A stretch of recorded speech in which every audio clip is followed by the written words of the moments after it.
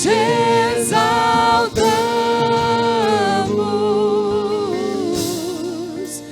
ó Senhor. Nós te exaltamos, te reconhecemos como soberano sobre a nossa vida, Pai. Nós reconhecemos o Senhor em cada passo da nossa caminhada, em cada momento da nossa semana, no nosso dia a dia. Nós reconhecemos o Senhor sobre as nossas vidas nessa manhã. Reconhecemos a sua palavra. Reconhecemos o seu Espírito. Exaltamos o nome de Jesus acima de todo nome em nossa vida, acima de qualquer outro desejo, vontade ou objetivo que nós tenhamos. Nós cremos e confiamos inteiramente no Senhor, Pai. Sabe, querido, às vezes a palavra diz que o justo viverá pela fé. E às vezes a gente tem dificuldade, porque a gente acredita na mente, a gente acredita na nossa cabeça, a gente viu acontecendo algumas coisas, a gente viu acontecendo sinais na vida de outras pessoas, comprovações da paternidade divina no meio da igreja. Mas eu percebo no meu coração que existem algumas pessoas que ainda não conseguiram experimentar muito disso na sua vida pessoal. Eu sei o quanto é frustrante a gente ver as pessoas ao nosso redor se alegrando, e a gente até tenta, com alguma dificuldade, se alegrar por elas, mas no fundo fica aquela semente amarga no nosso coração, pensando assim: mas e comigo? Meu querido, nosso Pai não tem filhos preferidos. Amém. Eu acho que a pergunta tem que começar a mudar, mas não em forma de condenação, não mudando, simplesmente parando de perguntar ao Pai, ou parando de buscar, ou parando de suplicar. Não, continua, mas começa a mudar um pouco a pergunta. Talvez exista algo, até na sua própria crença, que esteja atrapalhando isso. Talvez exista algo, porque Deus só consegue agir plenamente se você deixa na mão dele, e continua vivendo o propósito, o plano dele para a sua vida. Coloca ele em primeiro lugar, coloca a prática da palavra dele em primeiro lugar, e de verdade, esquece. Você precisa esquecer. Sabe por quê? Quando a gente não esquece, a gente atrapalha. Quando ele ia agir, você vai e age na frente. Você já viu criança que faz isso? Criança que está com muita pressa para comer, pequenininha, não é assim? Se você deixar ela com acesso ao lugar de preparo da comida, ela atrapalha a receita toda. Não atrapalha a receita do seu pai, não. Crê que ele está preparando a comida. Aleluia. Ele está preparando algumas. Você sabe que tem tempo de comida que demora mais. Sabe aquelas costelas no bafo? Boa. Almoço está chegando, né? As melhores, irmão, são 12 horas. Miojo é 3 minutos. Quer viver de miojo? Tem coisa que você vai esperar assar lá no bafo.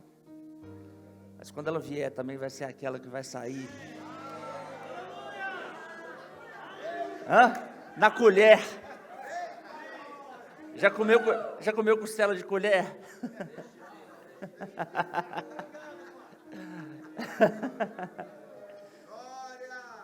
Tem coisas que só funcionam se você esperar.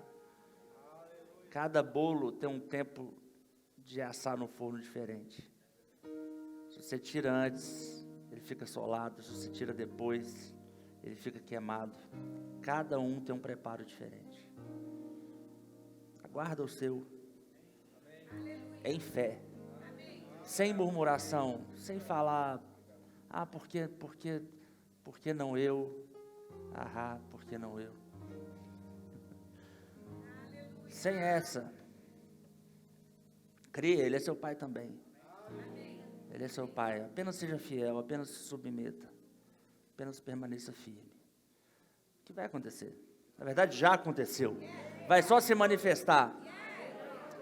Amém? Mas não atrapalhe a receita. Somos gratos, Pai, pelas receitas que o Senhor tem preparado para as nossas vidas. Por tudo que o Senhor tem preparado para a gente nessa manhã.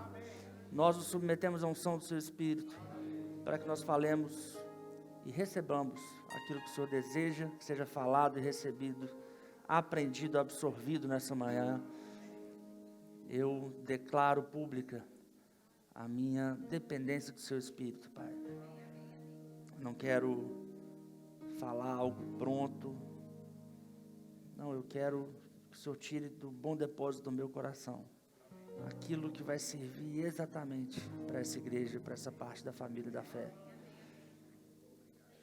E que seja exaltado o Seu nome. Nunca o meu, nunca o de homem nenhum.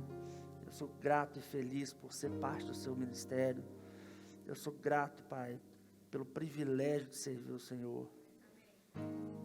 Mas jamais eu vou falar uma mentira. É o Senhor que me inspira para qualquer coisa. Nada é meu. Nenhuma glória, nenhuma honra jamais pode vir para mim. Então, Pai, por isso, faço essa confissão que o Senhor sabe que eu tenho no meu coração, pública, para que o Seu Espírito possa fluir nessa manhã com liberdade. Em nome de Jesus, Pai. Amém. Glória a Deus. Pode sentar, gente. Bom dia. Obrigado. Vão longe, não. Queria novamente agradecer ao pastor Francisco, toda a equipe da igreja que tem recebido tão bem, e do Rema também, né? Estou me sentindo realmente em casa. É maravilhoso ficar esses dias em esse contato com essa família da fé maravilhosa. E estou honrado novamente de estar aqui nesse domingo pela manhã, num domingo de ceia, e falando sobre um assunto que ele é central na minha vida, no meu entendimento. Quando eu tive a aula de submissão e autoridade, eu quebrei muito conceito errado que eu tinha na minha vida. Muito, mas muito mesmo. Porque na minha cabeça, e talvez você vai se relacionar no seu coração com o que eu vou dizer nessa manhã. Na minha cabeça, a corrida humana, era uma corrida para se tornar o maior. É assim que a gente aprende, né? Ninguém chega para você, seus pais não falam assim, olha, você vai ter que ser alguém na vida, seja o estagiário, vai, entra, fica de estagiário o resto da vida. Não. A gente recebe um estímulo desde os primeiros ensinamentos. A gente compete uns com os outros. E como é difícil, talvez seja uma das partes mais difíceis de se tirar do coração do crente, é essa competição. Competição que a gente acaba tendo desde família, né? Quem tem irmão já nasce competindo.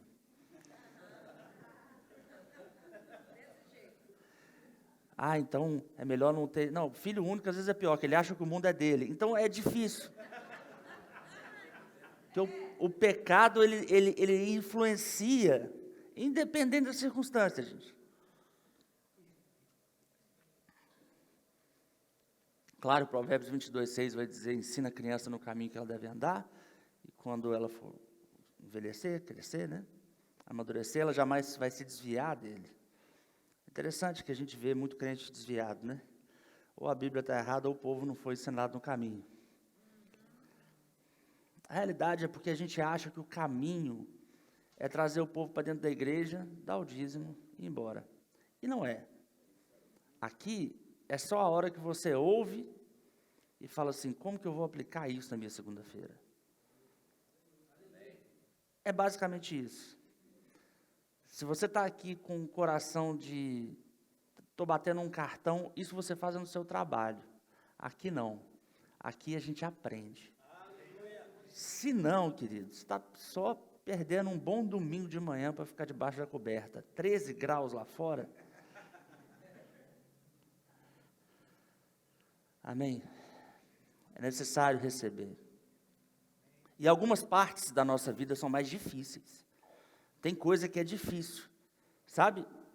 Tinha uma moça que limpava lá em casa, e ela limpou durante anos.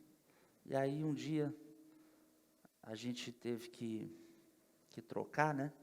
Ela saiu, a gente foi, chamou outra. E aí essa outra, a primeira vez que ela foi limpar, ela limpou umas coisas que a gente achou que já devia estar limpa. Mas sabe aquela sujeira mais difícil? Aquela debaixo da cama. Eu tenho um robozinho, minha casa é cheia de robozinho. Eu tenho um robozinho que entra debaixo da cama e varre, é uma maravilha. Adquiram um, não estou vendendo ele não, mas ele funciona bem. A gente tem cheio de robozinho. Mas tem umas áreas difíceis de limpar. E aí a pessoa que está só sendo contratada ali, ela não vai limpar, né? Ah, ninguém está vendo, ela deixa escondido. O que ninguém está vendo vai ficando escondido, vai ficando escondido. Aí quando você contrata alguém que é nova, né? Aí ela vai querer mostrar serviço, né? Aí ela vai limpar a área que está escondida. Estava escondido de todo mundo, até de você. Pronto. A gente é muito parecido. É a mesma motivação, às vezes. A gente limpa o que dá para ver. O que fica claro. Mas o que está escondido também está sujo. E, às vezes, o que está escondido é justamente o que contamina. Entendeu? E aí, cristianismo funciona assim também. A gente limpa primeiro as coisas mais fáceis, naturalmente. E aquelas mais difíceis é onde a gente vai enfiar o dedo e vai estar inflamado. Você já tirou ferpa do dedo? É uma delícia, né? Agora, qual que é o ponto que mais dói quando você tira a ferpa? Qual é o momento que mais dói? É quando você está tirando, não é? Minha mãe, ela jogava um álcoolzinho, pegava uma agulha. Só de falar, você já sente a dor, né? Ela pegava uma agulha e ficava cutucando em volta. Parece que ela fazia um buraco no dedo. Como tinha coisa de madeira antigamente, acho que hoje diminuiu. Não é? Entrava ferpa, eu nunca vi. Parecia que voava. E aí,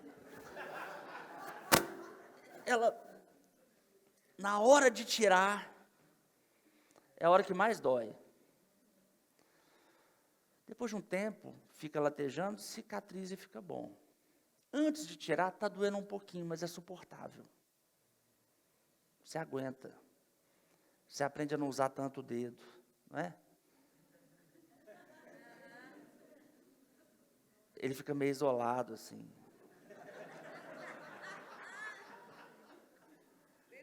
Sabe o que é assim? O nosso caráter. Tem área no nosso caráter que é inflamada. E aí na hora de mexer, dói. É a hora que você vai chorar e vai falar assim, não, mas é porque... E aí sai todo tipo de coisa, né? Eu sou assim porque eu não tive pai, porque eu tive muito pai, porque eu tive 3 pais, eu não sei. Você começa a dar desculpa. E eu não estou fazendo pouco das suas desculpas, não. Eu sei que elas são verdadeiras. Realmente a ferpa entrou no dedo. Realmente entrou. Mas precisa sair.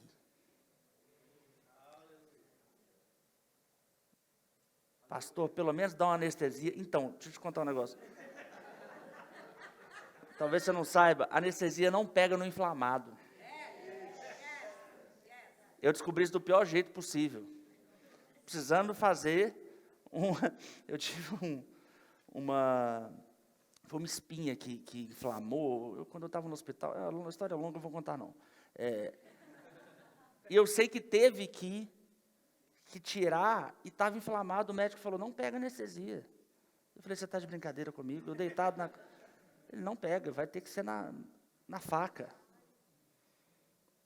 A pessoa pegou uma faca e foi me cortando, assim, ó. Tinha que tirar. Doeu. Eu ameacei ele. Eu falei, é real, eu não juro que eu não estou fazendo piada. Eu falei assim, seus dentes vão ficar nesse leito junto. Eu ameacei, eu cheguei a pegar ele aqui, ó, você não vai fazer isso comigo, não. Ele teve que fazer, não teve jeito. Então, você pode ficar chateado comigo nessa manhã.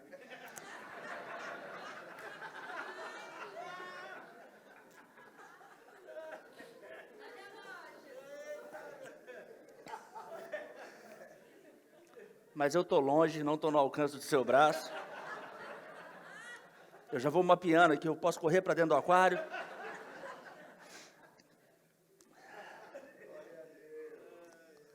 Nós temos um problema sério. Talvez o inflamado mais profundo que o pecado fez na vida do ser humano é o egoísmo. A gente é muito egoísta. Muito. Ah, eu sei, pastor, não, você não sabe. É muito egoísta. Os nossos olhos, a nossa percepção está ligada no egoísmo o tempo inteiro. A gente avalia as outras pessoas como um espelho para a gente mesmo o tempo todo. Você vê alguém pregando, e se você tem um chamado ministerial, você fala assim, eu quero pregar igual ele, ou eu pregaria melhor do que ele. Dificilmente você fala assim, olha que legal, deixa eu ver esse cara falando. Lá no fundinho, lá atrás da sua cabeça está assim.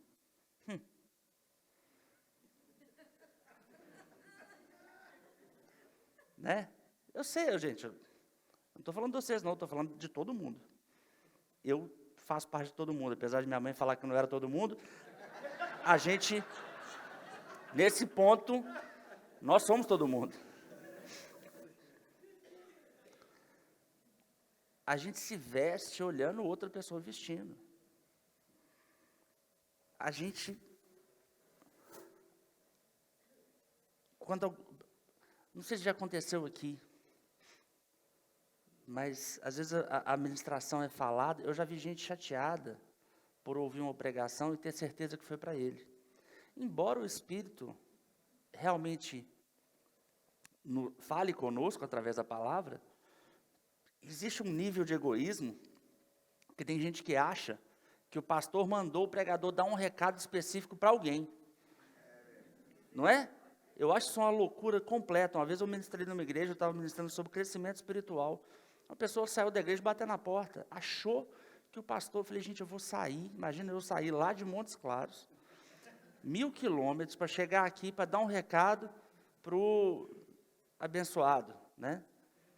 Acho que não precisa disso, quando é pessoal, o próprio pastor chama você no gabinete e fala. Mas a nossa visão, o nosso olhar é egoísta. Eu vou te mostrar isso.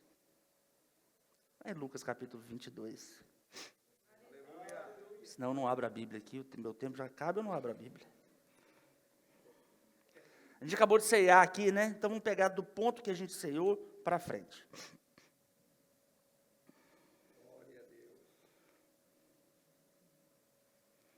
E, inclusive, tem a ver com o tema, né? Desse domingo. Lucas 22, 20. Da mesma forma, depois da ceia, tomou o cálice, dizendo, este cálice é a nova aliança do meu sangue, derramado em favor de vocês. Mas eis que a mão daquele que vai me trair está com a minha sobre a mesa. Tcharam! Aí deu aquela, né? Aquela fechada da novela, na cara de todo mundo, né? Um olhando para o outro. O filho do homem vai, como foi determinado, mas é daquele que o trai.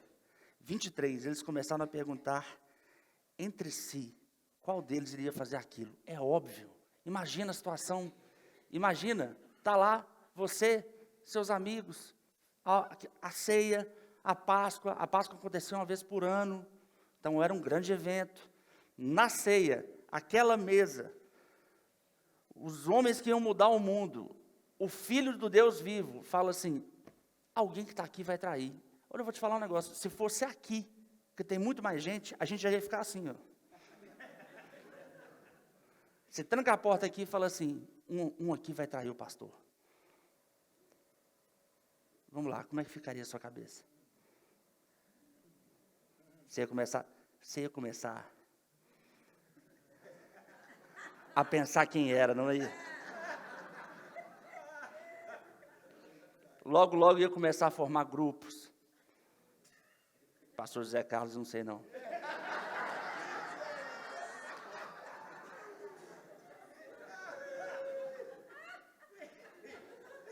Não é? Sei não, o pastor Felipe está ali na vigilatoria do Rema. Para mim ele já está armando. Eu já falei para o pastor para ele ficar de olho aberto. Porque...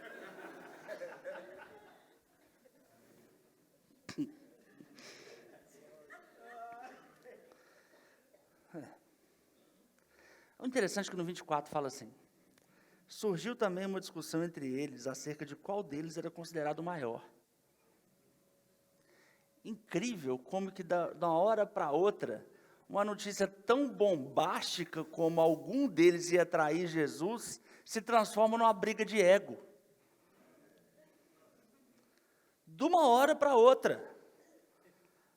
Jesus tinha acabado de soltar a maior notícia dos últimos tempos, um de vocês vai me trair. Eles começam assim, não é possível, quem será? Eu fico imaginando como é que seria a conversa, né? Ah, só pode ser Pedro. Não, Pedro, que Pedro? Que Pedro o quê? Não, Pedro está sempre com Jesus. É, mas é os de perto que trai. Não, mas Pedro falou que ia. Pedro falou que ia morrer com ele, não tem nada disso não. Que João novinho demais, novo, gente nova é maleável. Não, mas João tem maldade por isso não. E Judas, não, Judas jamais, Judas é o tesoureiro dele, o homem de confiança.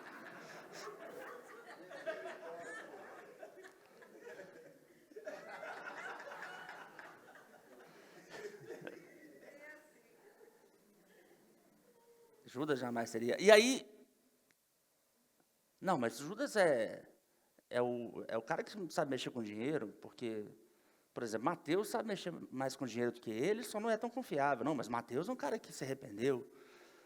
E aí, é fácil transicionar isso para, não, mas espera aí, mas Pedro é maior do que, não, Pedro é maior por quê?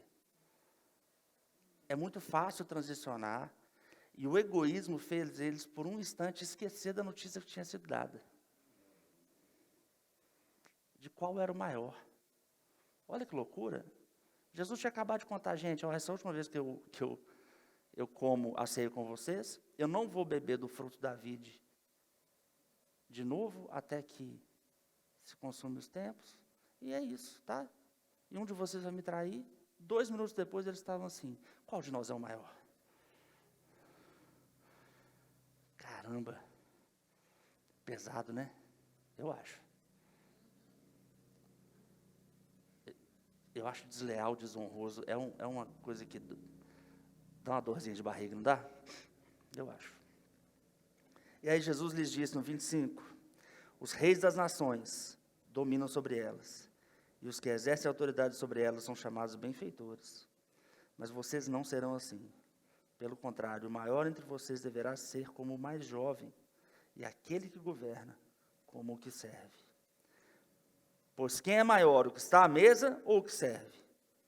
Não é o que está à mesa, mas eu estou entre vocês como quem serve.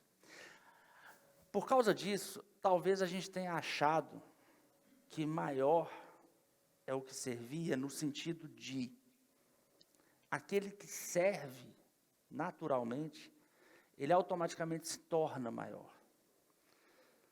Deixa eu tirar esse nó para você entender. 2 coisas. Os humilhados serão o quê? Não.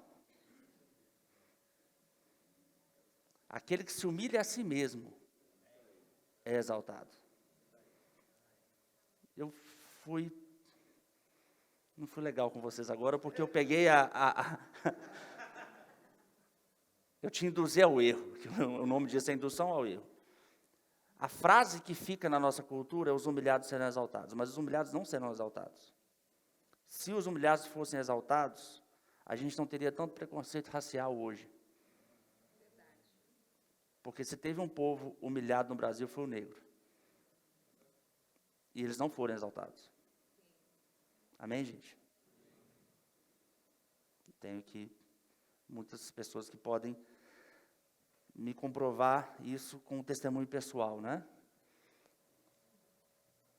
Não é o humilhado que é exaltado. Aquele que humilha a si mesmo será exaltado. Da mesma maneira, não é o que serve que é o maior. Senão todo garçom seria maior no reino de Deus. O que Jesus falou que maior é o que serve, no sentido de, quando você é o maior, você se colocou numa posição de servir. Ou seja, é o maior que serve. Não é o menor que deve servir. É o maior que deve servir. Ou seja, vamos voltar lá atrás, na nossa conversa da infância. Nós nunca somos ensinados para crescer na vida, para quando a gente chegar lá em cima, a gente servir os outros. A gente é ensinado para crescer, para ser servido. E a gente coloca isso de cabeça para baixo dentro da nossa vida. E por isso, a gente não vê tantas coisas maravilhosas de Deus funcionando na prática na nossa vida. Porque a gente só quer as coisas boas, as coisas ruins, a gente não quer. Ruins para nosso ego, para nossa dor, a gente não quer não. A gente quer ser maior sem precisar servir. Ou a gente quer mudar a forma de servir. Não, eu sirvo as pessoas com a minha beleza. Não. E o que Jesus vai fazer para falar isso? Lá em João capítulo 3 é o mesmo, não vamos lá para a gente ganhar tempo. É a mesma passagem, né? Só que em outra perspectiva. E é quando Jesus vai lavar os pés dos discípulos. A cena que Jesus faz de colocar a toalha na cintura e lavar o pé, imagina o pé de Pedro, que coisa, que visão boa, né? Por que Pedro, né? A gente não sei por quê. Mas imagina a visão do pé de Pedro, aquela coisa maravilhosa, e Jesus lá, lavando o pé daqueles homens. Era algo que o escravo fazia, o servo da casa que fazia isso. Por isso que Pedro fala, não, eu não vou, você não vai lavar meu pé, não.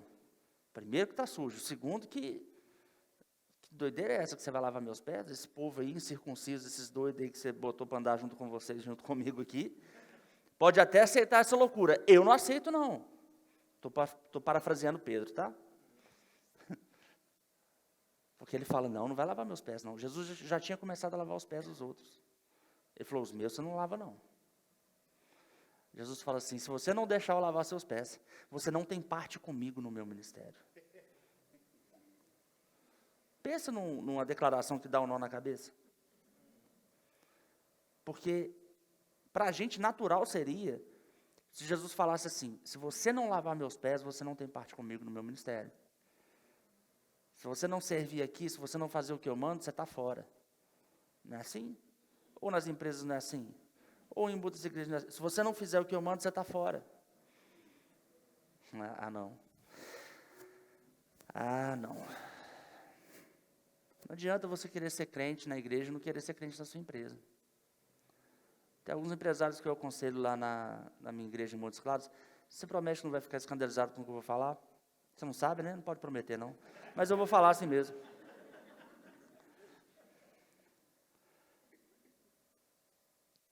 Um irmão chegou lá, quebrado de tudo. Eu falei, vamos reerguer.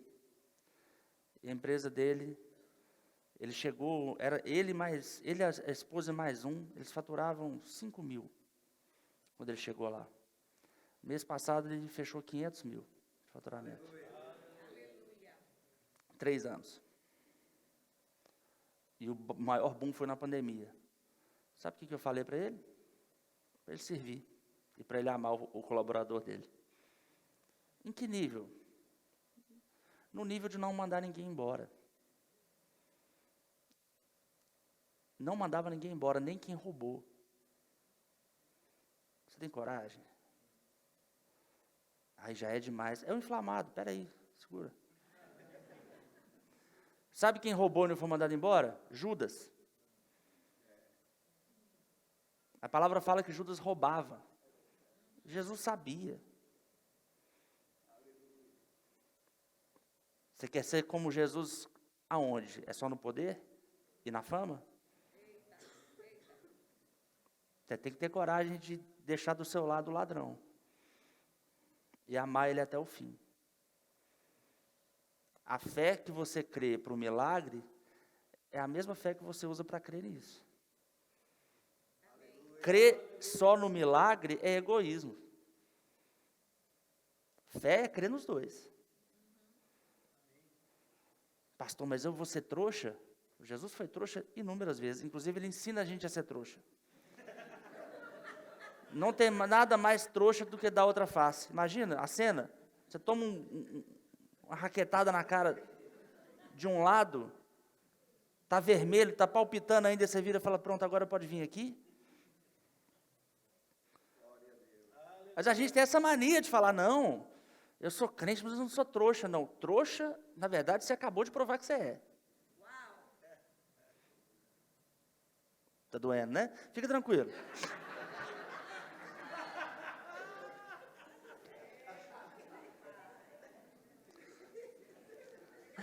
Olha só, vai em Mateus capítulo 14, deixa eu mostrar um negócio para vocês.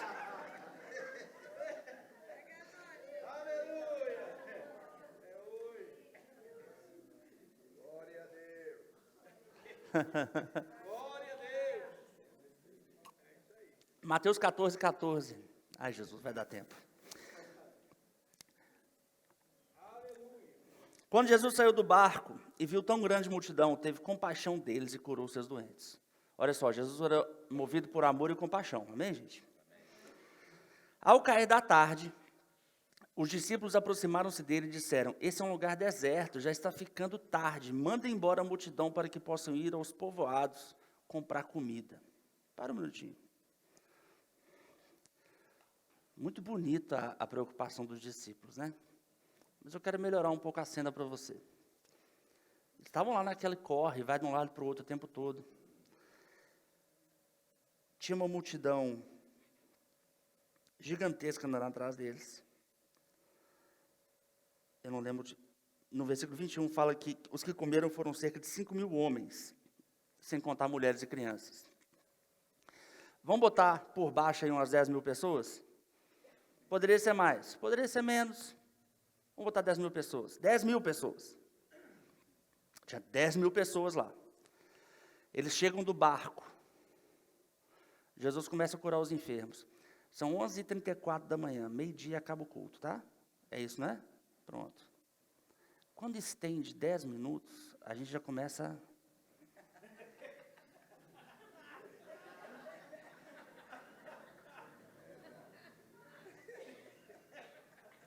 Eu tenho uma teoria, sabe qual que é? O crente que ele só passa a maquiagem para ir no culto, a maquiagem do crente ela só dura 2 horas. Então ela começa a derreter.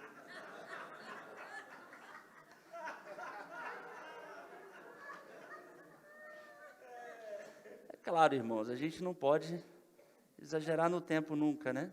Mas olha que interessante, o que estava acontecendo aqui? Jesus chega de manhã e ele começa a curar. Tinha 10.000 pessoas. Se eu fizer uma fila aqui de oração, a gente gasta uma meia hora no mínimo. No mínimo. Tem umas 100 pessoas aqui, mais ou menos. Eu estou falando de 10.000. Eu vou te falar, se tivesse 30 cadeirantes aqui, e os 30 levantassem, e depois chegasse mais 30, ia perder a graça. O primeiro é espetacular. Gente, levantou um cadeirante. Ah, levantou outro.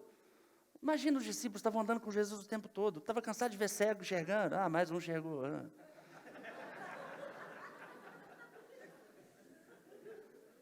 João fala no evangelho dele que não tem como escrever nos livros o tanto de coisa que Jesus fez. A preguiça até de escrever que João tinha. Ele falou, não dá para escrever, não. Não vou escrever isso tudo, não, porque se eu escrever aqui vai faltar papel. Não tem braço para isso, não. Você imagina o tanto de coisa que esses caras viram. Só que eles chegaram de manhã, aí vai, ora por cura, impõe as mãos, cospe no olho, levanta. E aí está no cair da tarde. A gente está falando de alguma coisa que começou lá de manhãzinha e que estava lá para 10, 12 horas acontecendo. Nosso culto aqui dura 2. 10, 12 horas. Eu vou te falar um negócio. Devia ser muito legal para eles andarem com o Messias, não é? Deve ser massa. A gente anda com o pastor, já fica feliz? Já anda. Eu sou o homem de confiança do pastor.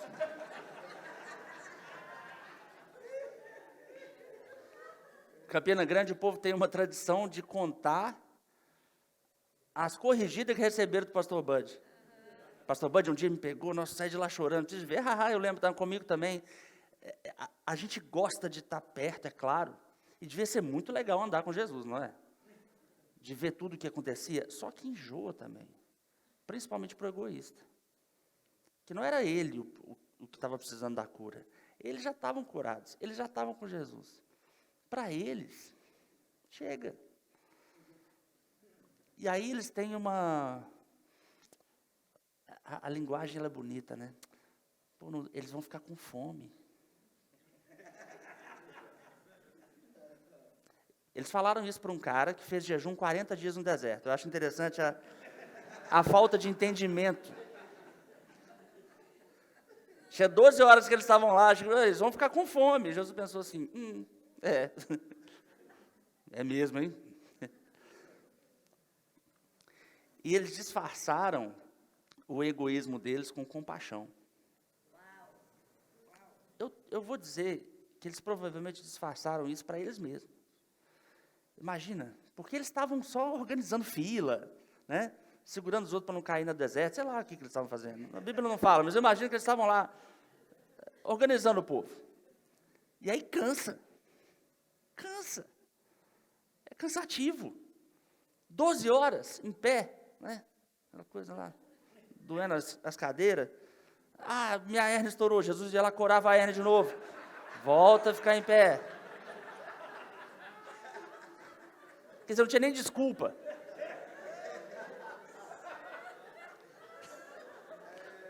Não tinha nem desculpa.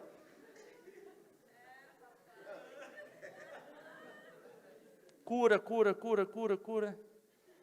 Não, gente, pelo amor de Deus. Vamos embora, não, fala com ele, não vou falar, não, fala que é para ir embora, fala que o povo vai ficar com fome, não tem onde comprar, onde esse povo vai se alimentar, esse povo está aqui atrás deles. Gente, será que o povo estava preocupado com isso? O povo estava lá, ninguém estava sendo preso lá não, se quem quisesse ir embora comer, ia. Já percebeu que todo egoísta fala em nome do povo?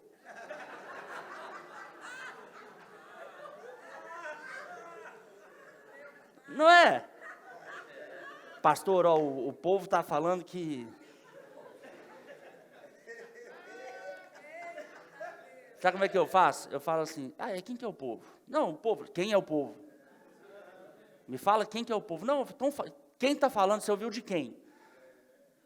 Não, fulano me falou, fulano, quem que está falando? Porque às vezes não tem povo nenhum não, é um só. É um só. Não é?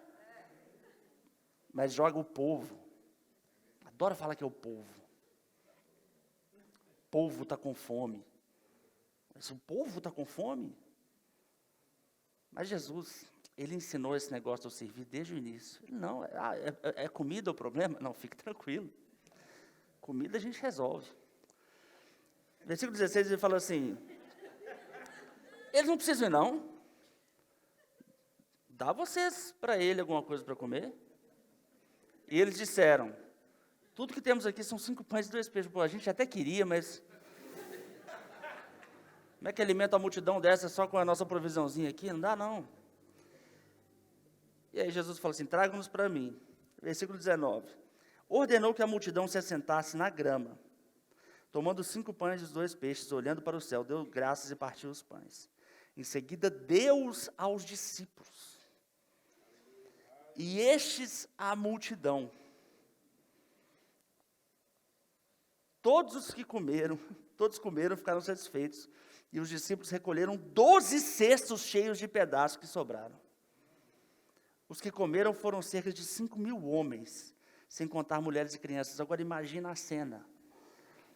Eles estão com fome, não dá comida para eles. Não dá assim, fazem, senta todo mundo. Obrigado, pai. Agora vocês vão distribuir para 10.000 pessoas. São 12 discípulos. Cada um pegou mais ou menos 1.000 ali.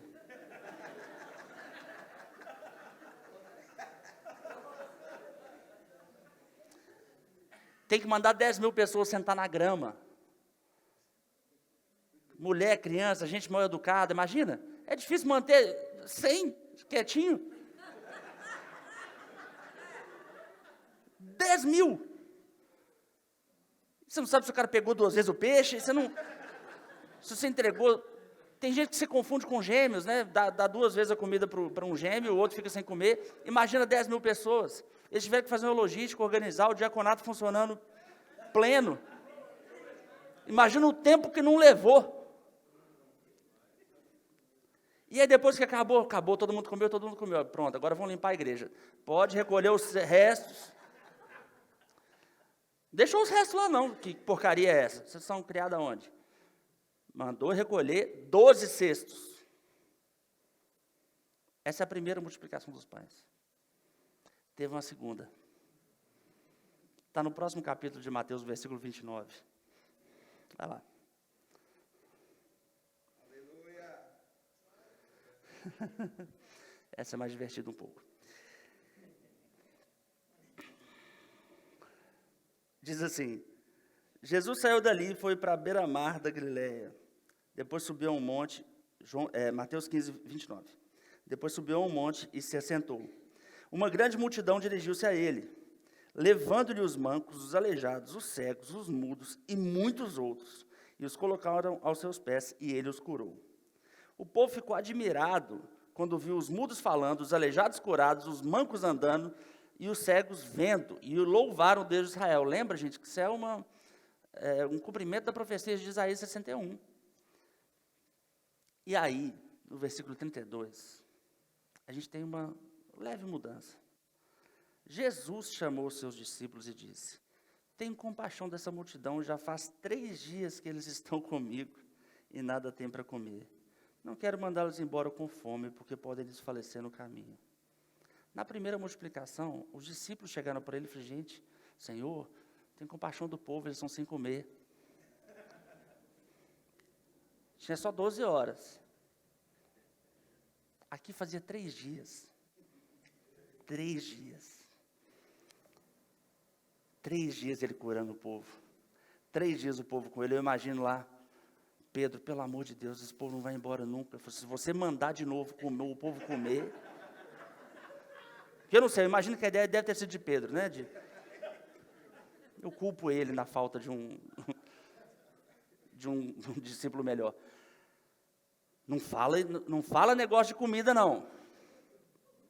Esse povo que coma, que morra de fome e ele ressuscita depois, eu não quero nem saber.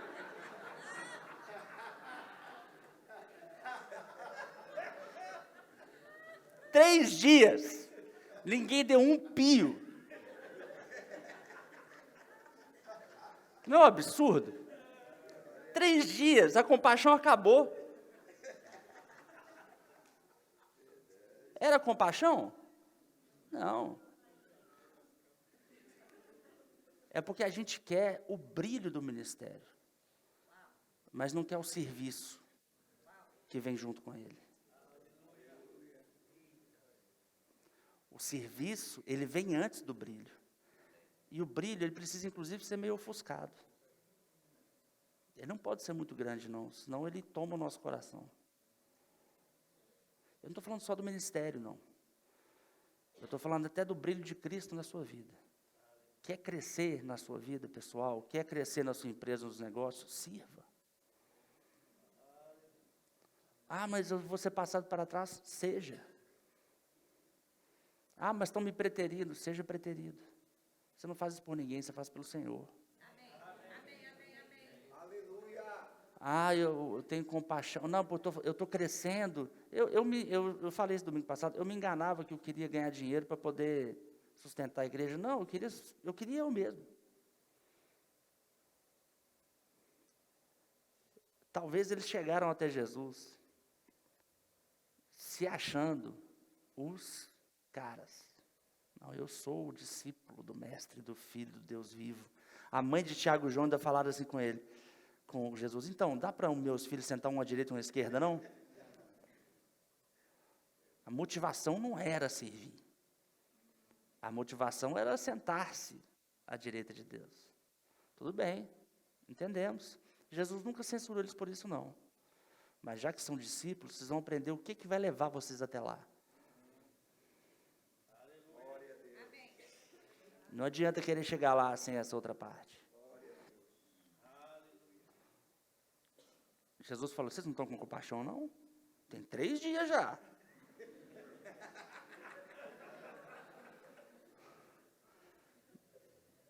Eu estou com compaixão deles. Eles, Senhor, a gente não tem comida para dar para esse povo de novo, não. Tem sim, vão lá, dá tudo de novo. Separa, senta, manda sentar aí, ó. Ai, ai. Manda sentar. Comeram a se fartar. Recolheram 7 cestos no final. E aprenderam uma lição. Quer ser o maior? Quer andar do lado de Jesus? Quer ser discípulo? O maior é o que serve. Jesus primeiro ensina. Jesus não estava menos cansado, não. Jesus estava fazendo a parte dele. A parte dele era o que ele veio fazer, curar o povo. Você sabe que... Eu estou terminando, tá, pastor? Um minutinho. Você sabe que... Vamos lá. Você já viu coisa... Eu não vou pedir para você levantar a mão, não, tá? Mas você já viu alguma coisa de errado na igreja que você acha que podia estar melhor? Ah, já sim. Claro que já. Esses discípulos olharam e falaram assim, o povo está com fome. O que Jesus respondeu? Dê vocês a ele de comer. Por que você está falando comigo isso? Barco, chuva, tempestade. Senhor, nós vamos morrer. Gente, por que vocês não mandaram a chuva parar? Nós não temos Espírito Santo? Você está vendo alguma coisa de errado na igreja? Eu não estou falando que você está errado em ver, não. Eu estou falando que você está errado em não consertar. Você.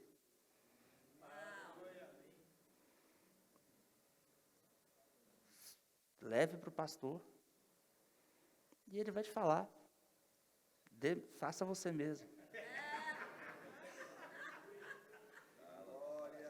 Ah, então não vou nem levar para ele. Então você ainda não corrigiu o egoísmo no seu coração.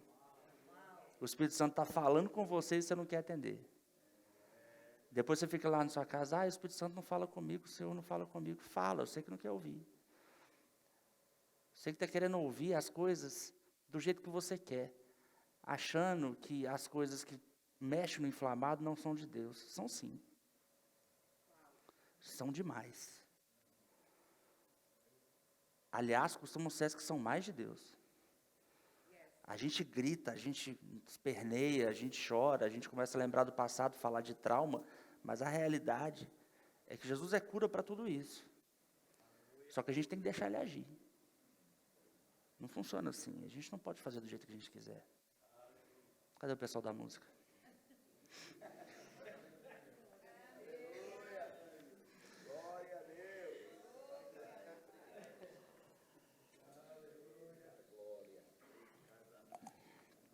E a igreja tem uma coisa espetacular.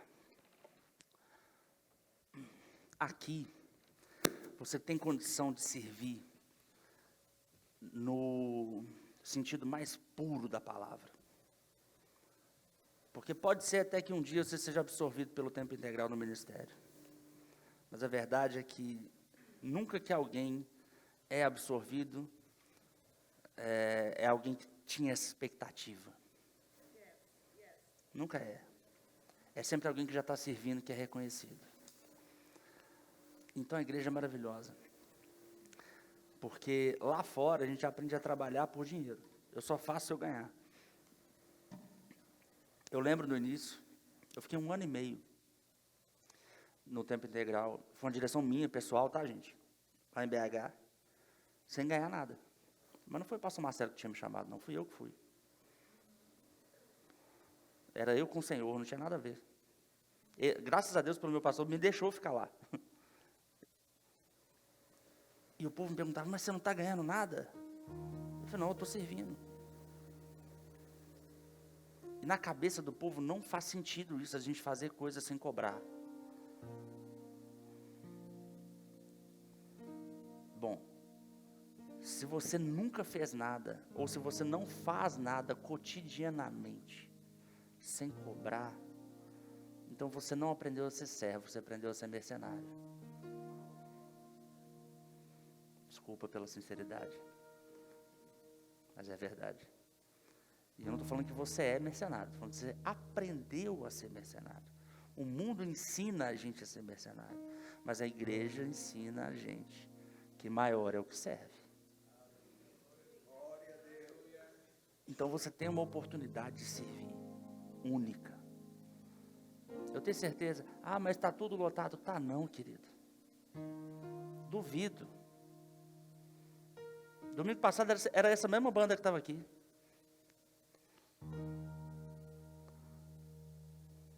Vai estourar o dedo do menino do baixo. Assim.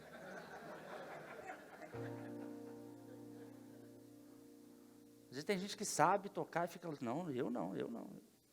Vou me comprometer? Se comprometer com o reino, irmão? Sério? Você não quer? É só porque não paga? Vamos descobrir por que é. Vamos furar no coração aí. Vamos descobrir por que é. É porque não paga? É porque não tem reconhecimento humano? É porque é fora do horário de trabalho? Por que é? Vamos descobrir. Jesus nem se importou dos caras estar 3 dias com ele lá, não. Vai distribuir a comida para aprender a servir. É lavar o pé dos outros. É fazer o que ninguém quer fazer. Tem gente agora que não está recebendo a palavra, que está com as crianças. Pensa no galardão desse povo. Não, mas eu não sei lidar com criança. Quem é que sabe, irmãos?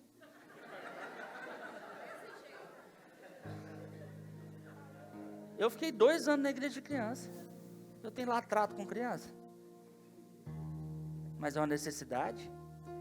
Precisa, eu vou. Eu estou junto. Não pode. A gente não pode viver esse cristianismo falso. Perdão de novo pela cutucada. A gente não pode. A gente precisa, sabe, Jesus está voltando, a gente precisa se avivar em todas as áreas. Você vai ficar só trabalhando e voltando e assistindo o culto, cara, isso aqui vou na, isso não é missa, não. A gente faz parte, todo mundo junto. Os discípulos estavam lá do lado de Jesus, assim, nossa, assistindo. Enquanto eles estavam assistindo, eles estavam com a cabeça parada para pensar em besteira. Vamos embora, estou com preguiça. Não, vamos pegar para fazer. Vamos pegar para servir, tem muita coisa para ser feita. Aí eu não sei o que tem para ser feito. Se submete, chega diante da sua liderança, chega diante do pastor, fala assim, o que eu posso fazer? Ou, se você não tem nada no coração, se disponha. Se você tem algo, coloque diante da sua liderança o que você tem no coração para fazer. Não ser covarde, não. Porque não dá para fugir. Dura coisa é recalcitrar contra os aguilhões. Dura coisa. É muito doloroso a gente ver pessoas com chamado, tentando não entrar.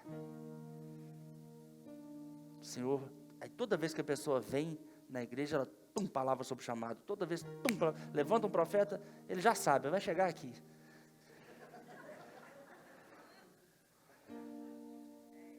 É muito ruim. Sabe o que vai acontecer? Ou você vai se render, ou você vai se desviar, para não ser confrontado. Ou seja, ou você bota o seu dedo para tirar a ferpa, ou você vai tirar ele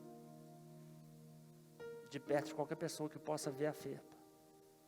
Vai tentar isolar ele, vai tentar mentir sobre ele, falar que não dá, vai enfaixar. E um dia esse negócio vai piorar, vai gangrenar e vai te matar. Não é o Senhor, não. É o pecado, é a ferida. Não, que pecado, pastor? O pecado de ser egoísta. A gente só não serve por egoísmo. É só isso.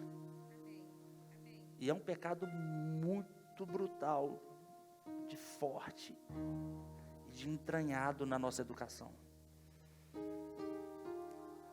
Mas eu creio numa mudança nessa manhã. Vamos ficar de pé.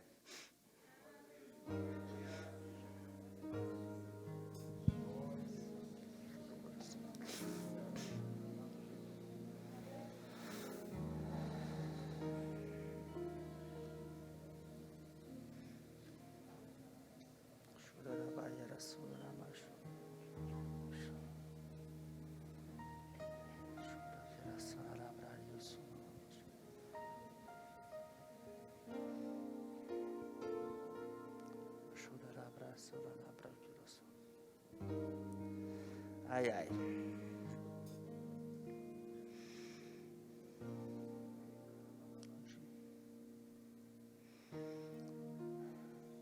Sei que já está chegando quase no meio-dia. Mas estou com uma direção específica aqui, eu preciso atender o Espírito Santo.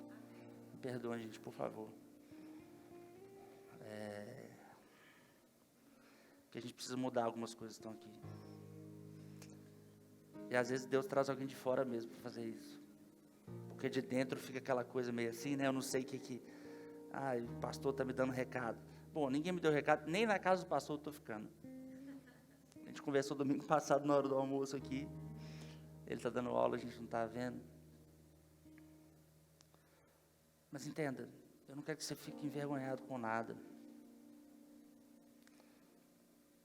Eu percebi que o pastor tem uma maneira de conduzir as coisas aqui muito respeitosa.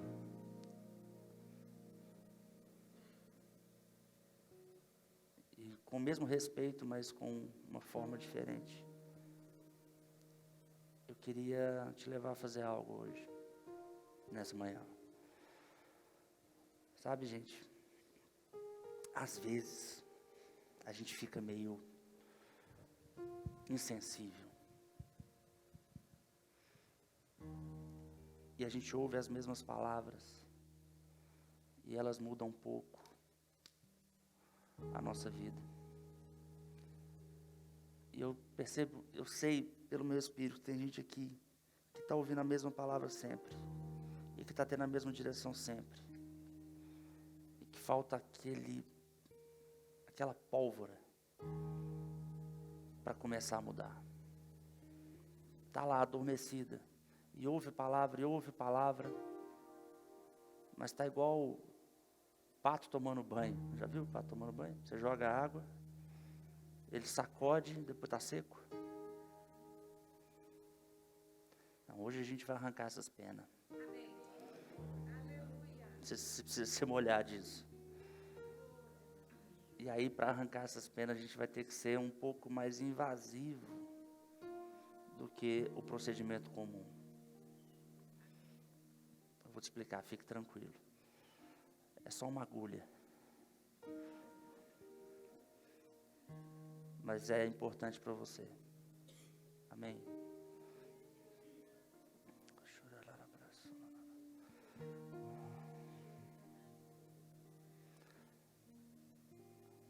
Para a gente conseguir botar fogo nesse bairro, para a gente conseguir botar fogo nessa igreja, nesse povo, para fora. Eu sei que vocês, entre vocês, já têm bastante comunhão, já estão bem vivos, mas sabe, Jesus está voltando, a gente precisa acelerar esse negócio. A gente precisa botar mais gente nessa igreja, a gente precisa encher de culto, a gente precisa abrir congregação, a gente precisa correr com essa palavra.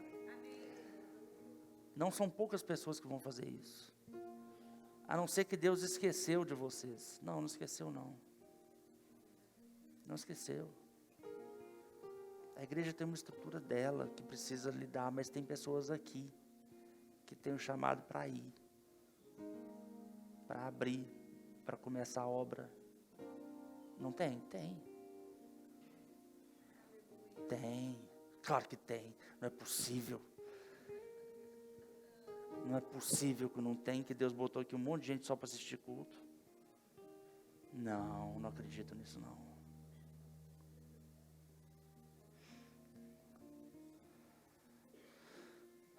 Eu quero orar.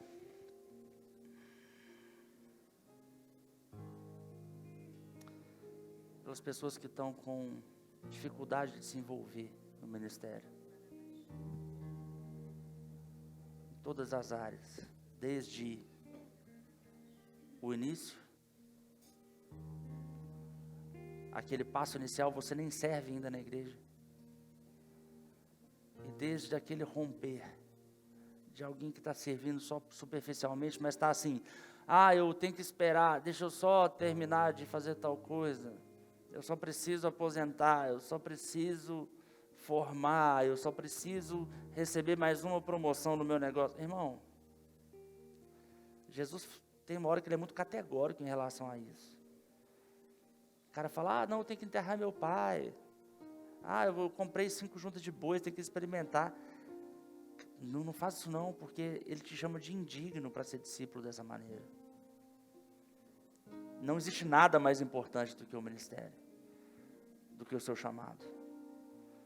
E talvez por essa educação egoísta que todos nós recebemos, você ainda está querendo terminar de fazer algumas coisas para si mesmo, antes de se envolver mais. E eu quero quebrar isso nessa manhã. Só que, eu preciso que você tenha uma atitude correspondente. Eu preciso disso. Direção do Espírito Santo, de verdade. Eu quase nunca faço esse tipo de chamado. Mas eu preciso disso. Falando em nome do Senhor Jesus. Eu preciso que você reconheça isso. A sua dificuldade, a sua necessidade, e que você quebre isso. Eu não estou falando com uma pessoa só, fique tranquilo. Sei que não, estou falando com mais de uma. Não sei quantas, mas não é com uma pessoa específica, talvez seja com muitas. Mas eu quero orar por você. E eu quero orar por você aqui na frente.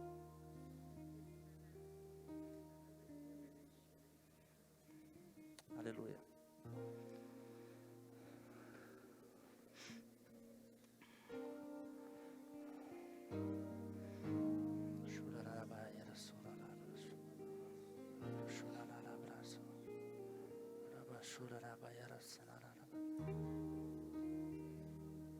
Tem mais.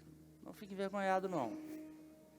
Eu sei que dói. Eu sei que talvez exista aquele fator de vergonha, mas sabe, o Senhor está te vendo dentro do seu coração, Ele está falando com você aí. Será que Ele está falando comigo? Quando você pensa, será que Ele está falando comigo? É com você mesmo. Se bater uma duvidazinha, será que é comigo? Fique tranquilo, é com você. Não tem como.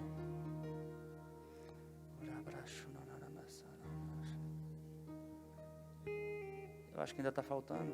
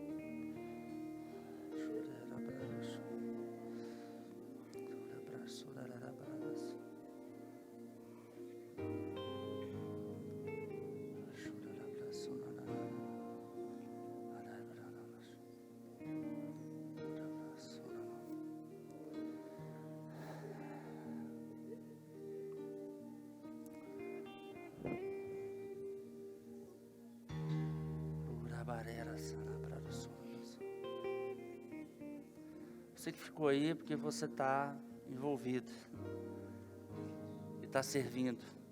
E eu vou te pedir mais uns minutinhos para você servir o corpo junto comigo aqui, como os discípulos que estavam lá apoiando Jesus. Eu vou te pedir esses minutinhos para que você ore comigo junto por cada um desses irmãos que está aqui. Amém?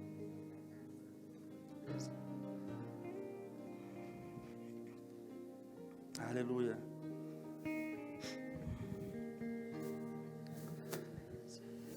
Pastor?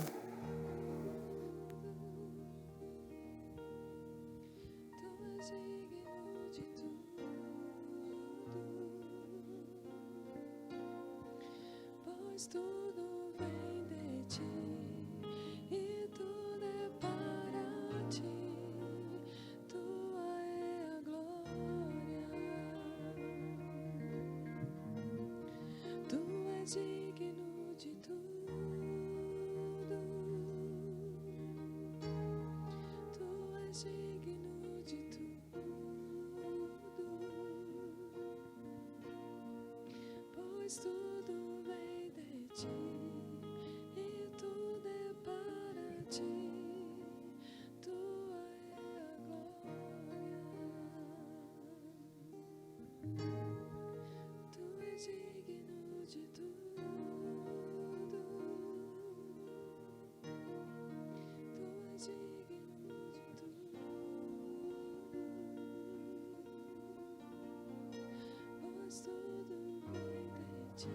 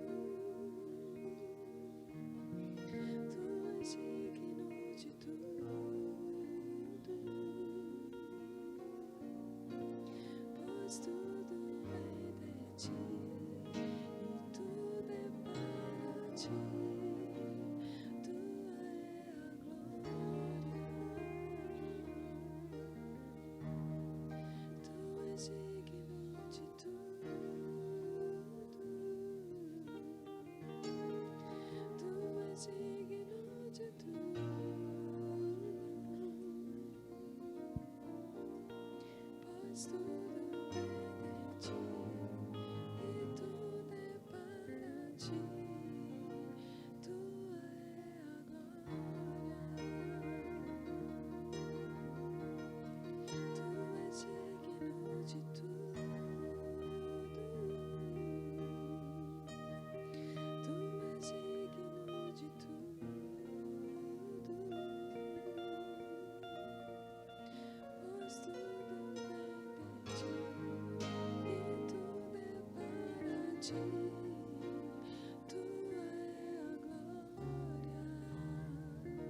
Te exaltamos, te exaltamos,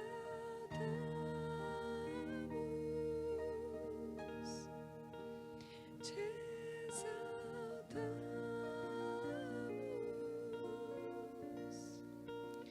te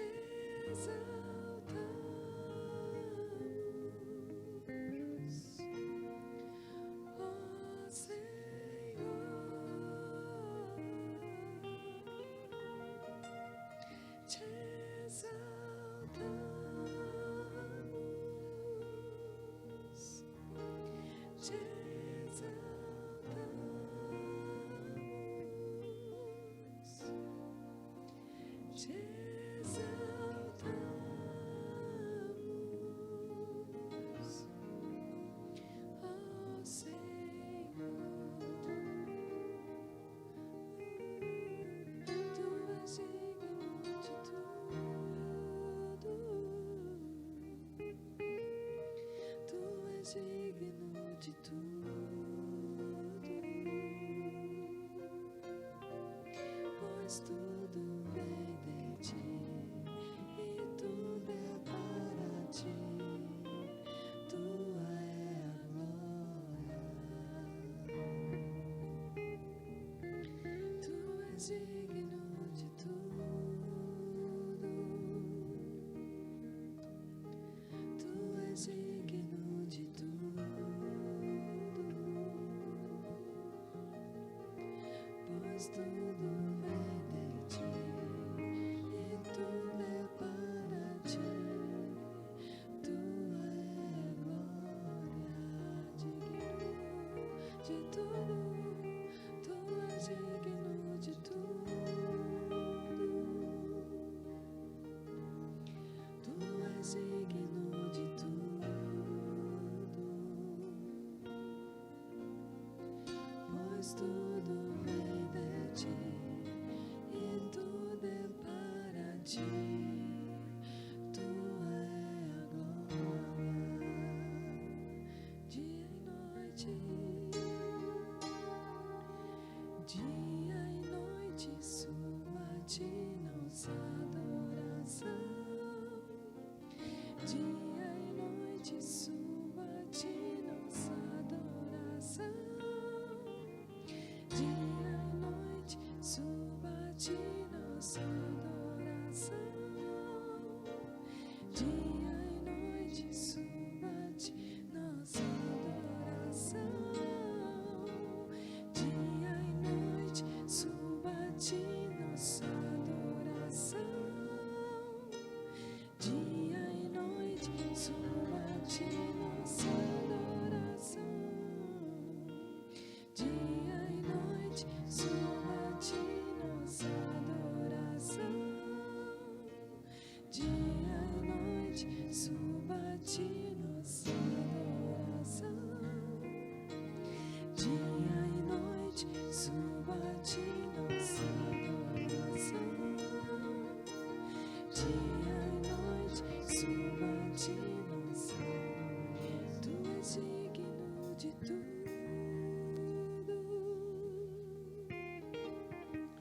Tu és digno de tudo, pois tudo vem de ti e tudo é para ti. Tua é a glória. Tu és digno de tudo.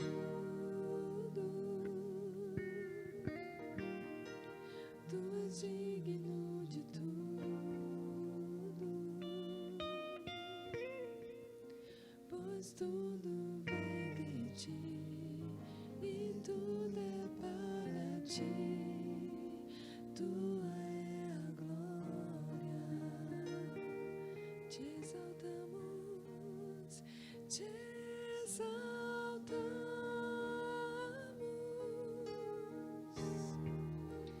Te exaltamos,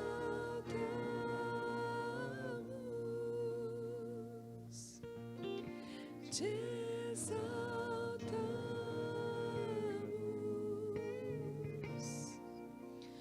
ó Senhor,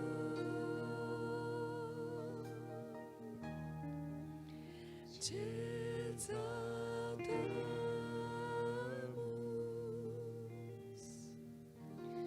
te exaltamos,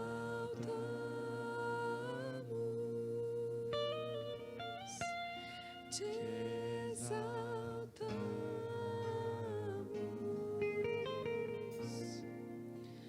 ó Senhor, te exaltamos, te exaltamos,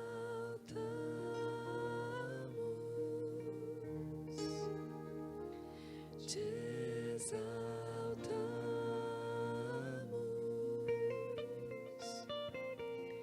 te exaltamos,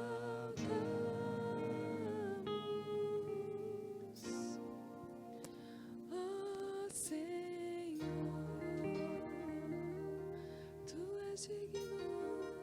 Tu és digno de tudo.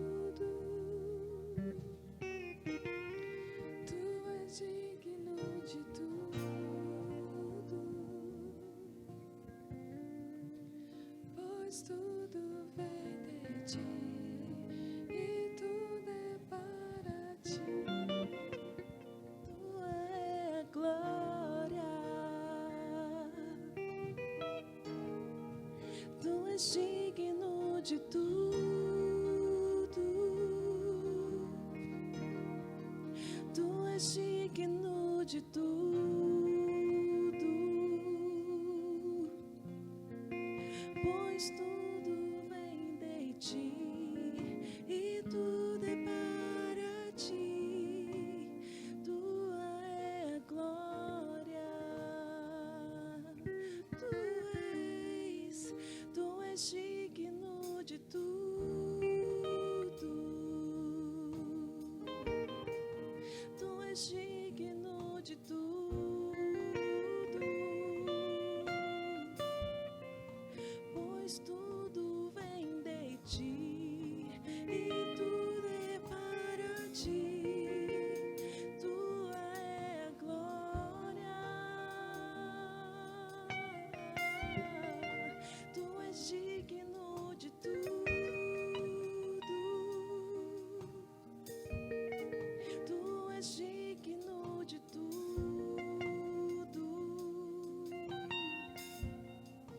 pois tudo vem de ti e tudo é para ti. Tua é a glória, tu és digno de tudo, tu és digno de tudo, pois tudo vem de ti e tudo é para ti. Tua é a glória, tu és digno de tudo, tu és digno de tudo, pois tudo vem de ti e tudo é para ti. Tua é a glória,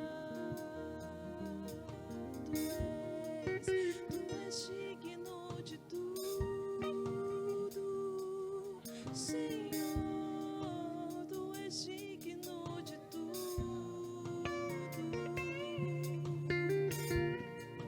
pois tudo vem de ti e tudo é para ti. Tua é a glória, sim, tu és digno de tudo,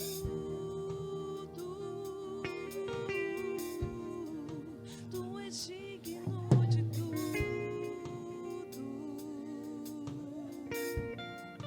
pois tudo vem de ti e tudo é para ti. Tua é a glória, tu és digno de tudo, tu és digno de tudo,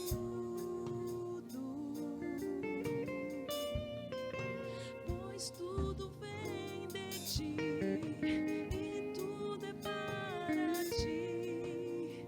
Tua é a glória,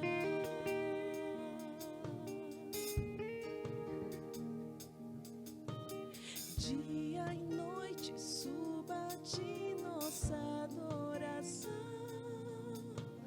Dia e noite suba a ti nossa adoração. Dia e noite suba a ti nossa adoração. Dia e noite suba a ti nossa adoração. Dia e noite suba a ti nossa adoração. Dia e noite suba a ti nossa adoração. Dia e noite suba a ti nossa adoração. Dia e noite suba a ti nossa adoração. Dia e noite suba a ti nossa adoração. Dia e noite suba a ti nossa adoração. Dia e noite suba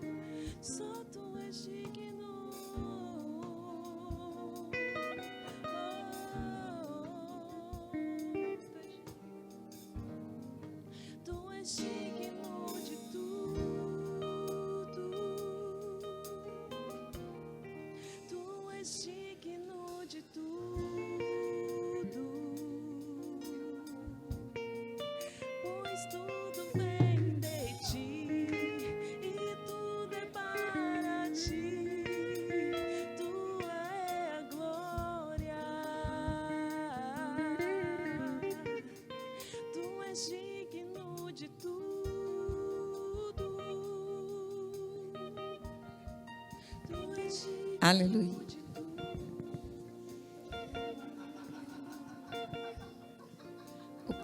O pastor está orando sobre as pessoas que abriram lugares, amado, para que a palavra de Deus ela vá mais rápido. Nós chamamos pontos de conexão. Tem no Jaguaré, o Aurélio lidera. Tem no Paulo, na empresa do Paulo, na Avenida Paulista. Bruno lidera. Tem na casa da Leia e do Ti, eles lideram. No Ricardo, na empresa do Ricardo, ele lidera. Se você tem, amado, interesse em fazer com que essa palavra chegue mais rápido no bairro que você mora, procure o pastor Aurélio. Amém? O pastor falou sobre nós vamos ter congregações, amado. E nós já iniciamos. Aleluia. E eles estão crescendo.